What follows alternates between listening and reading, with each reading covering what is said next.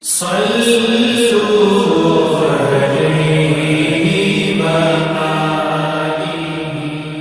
اللہ صلی اللہ علیہ وسلم جب مدینہ تشریف لائے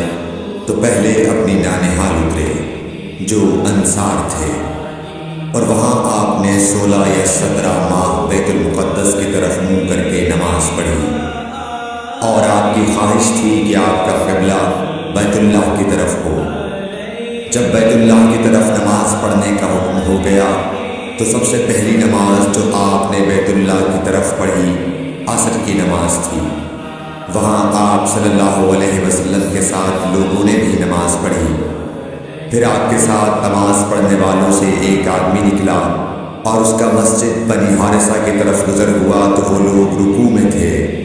وہ بولا کہ میں اللہ کی گواہی دیتا ہوں کہ میں نے رسول اللہ صلی اللہ علیہ وسلم کے ساتھ مکے کی طرف منہ کر کے نماز پڑھی ہے۔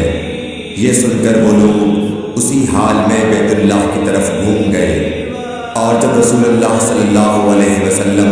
بیت المقدس کی طرف منہ کر کے نماز پڑھا کرتے تھے، یہودی اور عیسائی خوش ہوتے تھے، مگر جب آپ نے بیت اللہ کی طرف منہ پھیر لیا تو انہیں یہ امر ناگوار ہوا۔ زہیر ایک راوی کہتے ہیں کہ ہم سے ابو اسحاق نے برا سے یہ حدیث بھی نقل کی ہے کہ قبلہ کی تبدیلی سے پہلے کچھ مسلمان انتقال کر چکے تھے، تو ہمیں یہ معلوم نہ ہو سکا کہ ان کی نمازوں کے بارے میں کیا کہیں۔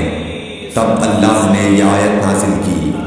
وَمَا كَانَ اللَّهُ لِيُضِيعَ إِيمَانَكُمْ، سورہ بقرہ آیت نمبر 143، صحیح بخاری حدیث نمبر 40۔